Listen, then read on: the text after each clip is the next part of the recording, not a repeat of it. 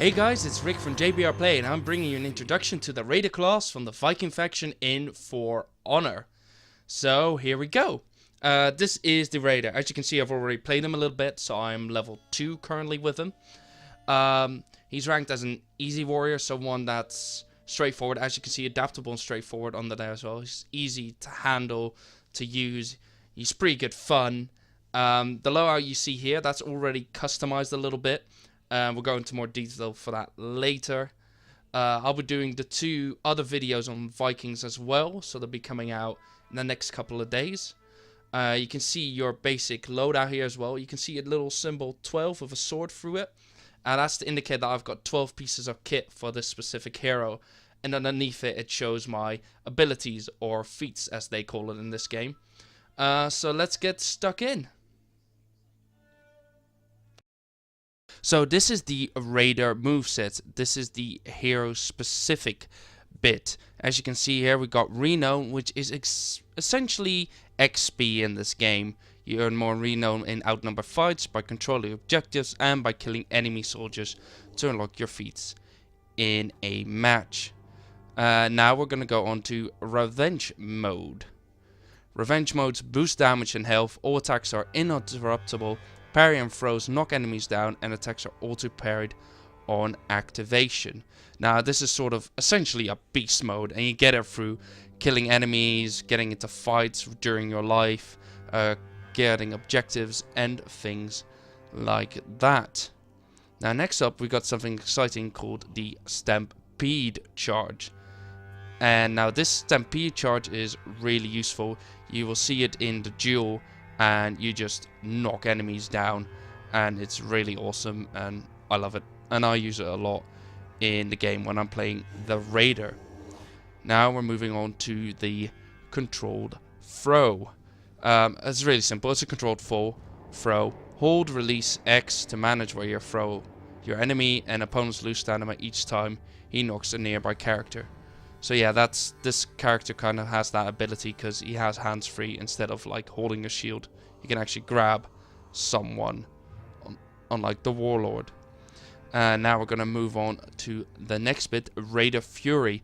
Attack is unblockable and can be used with any chain. This is really good for clearing out large group of soldiers, but it takes a long time to sort of spin up. So use it sparingly. And then we are going to move on to the final bit, Stunning Tap Variation. Cancel any heavy attack startup with a light attack, which stuns the opponent. This is quite useful to interrupt like heavy attacks or to quickly switch. And yeah, definitely use that. So here we go. We're now going to customize our Raider and get into the nitty-gritty stuff, or the customization options. So what we're first going to look at is appearance. So, for example, you've got different outfits that you can go through. You've got Battle, Elite, Mythic, Reputation. I haven't got any of those yet. Reputation you just unlock by gaining certain levels, and then you'll be able to use those. And the Battle ones you buy with money you gain throughout playing, which is called Steel in this game. Then you can choose patterns for your shoulders. You can use materials, so what kind of color it almost has. It's kind of different completely than color, but you can choose what arms and legs and things you have it on, because as you can see down below there's colors as well. And then you can choose ornaments, so how cool your helmet looks, what you got on there, bigger horns, smaller horns, that kind of thing. Traits, whether you can actually be female as well if you want to be. Skin color, kind of your standard customization elements really that you expect of any game to have. So now we're going to move on to our loadout. So what we actually got as a helmet, arms and stuff. So we're first going to look at the weapons. So you got a giant axe as a Raider. So you can choose different headpieces for it. Now there's different rarities of these headpieces. So for example, that one is a 3, so it's a really high one. As you can see down below, attack, defense and stamina cost reduction are the things they can do. For example, this gives a massive increase in attack, and it means our stamina cost reduction is not as good, so it costs more stamina. Now we're going to look at the hilt. Feat cooldown reduction, revenge mode defense, revenge gain by defense. Things you get in this one. You also can change, like, what you equip changes the look of your weapon. Sometimes you can even choose to more go for the aesthetics of it and make it look nicer. So yeah, you can also upgrade it, which costs a bit of steel, but also salvage. Which salvage you can get by dismantling, as you can see there, your various bits of gear that you don't want, to make it even better. So yeah, that's quite a key part into finding what kind of playstyle you like and what you want to equip. So now you've got the pommel, which is throw distance, revenge mode attack, and revenge gain by injury. You just got to weigh up what you kind of like, what your playstyle is, how you want to play it.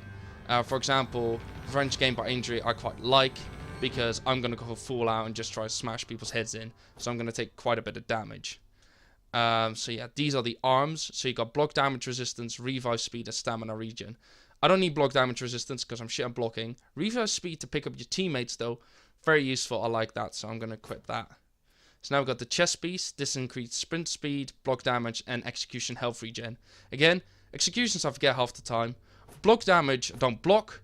And sprint speed, I will use. I find you really useful to get around with. So I will be using that. Finally, we've got the helmet piece.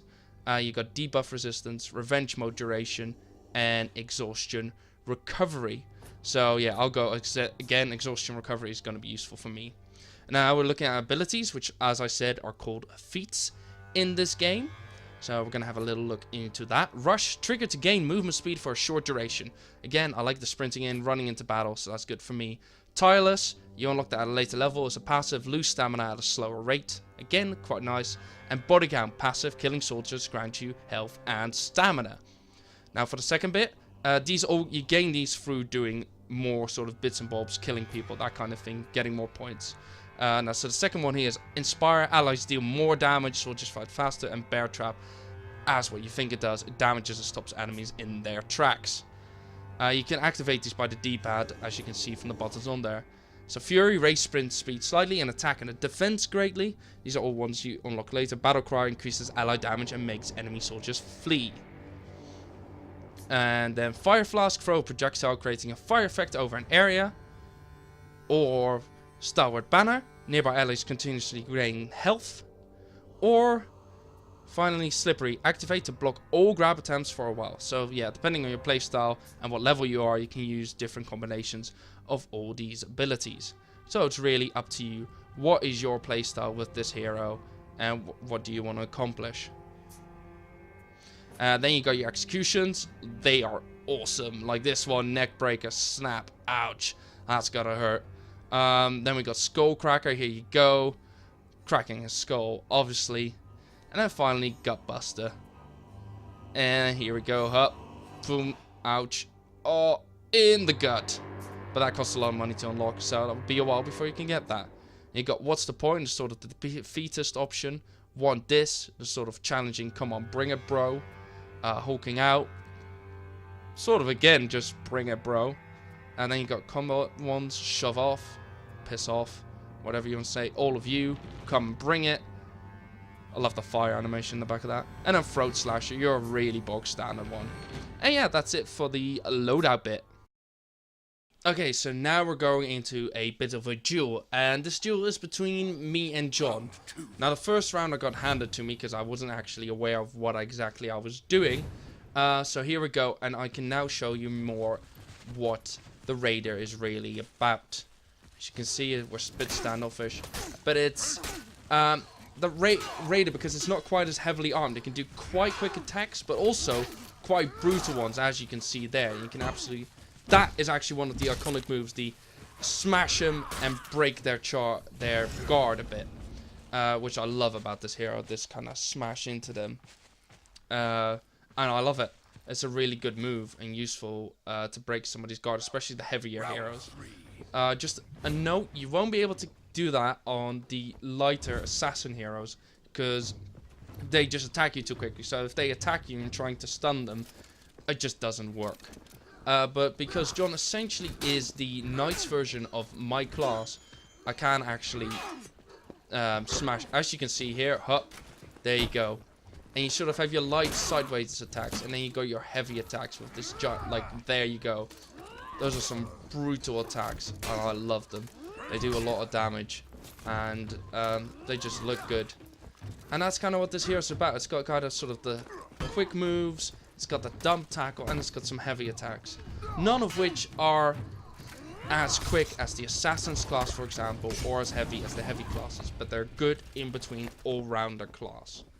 So yeah, that's sort of the look into the Raiders class. I really hope you found it interesting and it was useful. Please leave a like, a comment, or subscribe to our channel if you want to see the next few videos. And if there's anything in particular you want to see, please let us know. Thanks for watching, guys, and keep an eye on our channel for more videos.